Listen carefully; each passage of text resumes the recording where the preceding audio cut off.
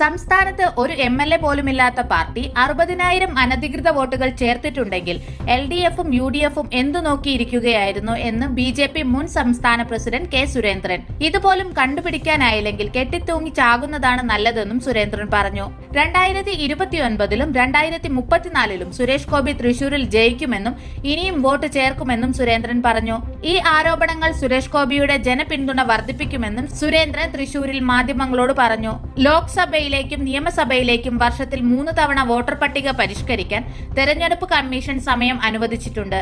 നേരത്തെ അത് 1 തവണയായിരുന്നു.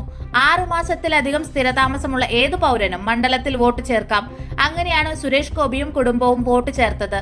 പ്രവർത്തനത്തിന്റെ ഭാഗമായി ഏതാനും ചില വോട്ടുകൾ മറ്റു ജില്ലകളിൽ നിന്ന് മാറ്റിയിട്ടുണ്ട്. വിരലിലുണ്ടാവുന്ന ചില വോട്ടുകൾ വച്ചാണ് ഈ ആരോപണം ഉന്നയിക്കുന്നത്. കോൺഗ്രസിലെയും CPMലെയും MLAമാർക്കും MP മാർക്കും ഇതുപോലെ പല സ്ഥലങ്ങളിലും വോട്ടുണ്ട്, സുരേന്ദ്രൻ പറഞ്ഞു. സുരേഷ് ഗോപി കഴിഞ്ഞ 2 വർഷമായി തൃശൂർ മണ്ഡലത്തിലുണ്ട്.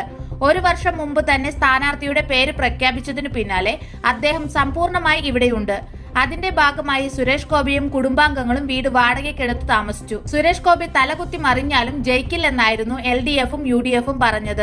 75,000 വോട്ടിന്റെ ഭൂരിപക്ഷത്തിനാണ് സുരേഷ് ഗോപി ജയിച്ചത്. കേരളത്തിലെ ഒരു മന്ത്രി പറഞ്ഞത് സുരേഷ് ഗോപി 60,000 കള്ളവോട്ട് ചേർത്തെന്നാണ്. അതുകൊണ്ട് രാജിവെക്കണം, തൃശൂരിൽ ഉപതെരഞ്ഞെടുപ്പ് വേണം എന്നാണ് LDF UDF നേതാക്കളോട് പറയാനുള്ളത്.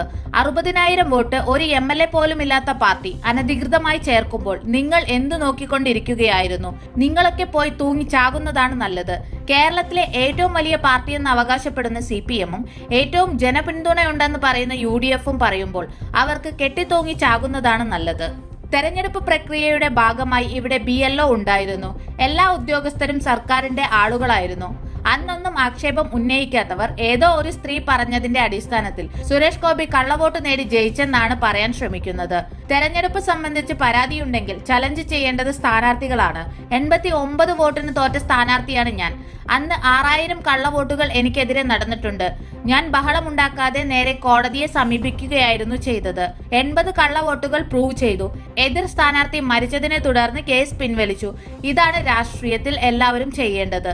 2029 മാത്രമല്ല 2034ലും സുരേഷ് ഗോപി ഇവിടെയുണ്ടാകും. ഇനിയും വോട്ട് ചേർക്കും. വലിയ ഭൂരിപക്ഷത്തിൽ BJP വിജയിക്കും. കുറുനരികൾ ഓലിയിടുക, നെറ്റിപ്പട്ടം കെട്ടിയ ഗജവീരന്മാർ ഇവിടെ തന്നെ ഉണ്ടാകും. ഇക്കാര്യത്തിൽ സുരേഷ് ഗോപി പ്രതികരിക്കേണ്ടതേയില്ല. പാർട്ടി പറയേണ്ട കാര്യങ്ങൾ പാർട്ടി പറയും. ഈ ആരോപണങ്ങൾ സുരേഷ് ഗോപിയുടെ ജനപിന്തുണ വർദ്ധിപ്പിക്കുമെന്നും സുരേന്ദ്രൻ പറഞ്ഞു.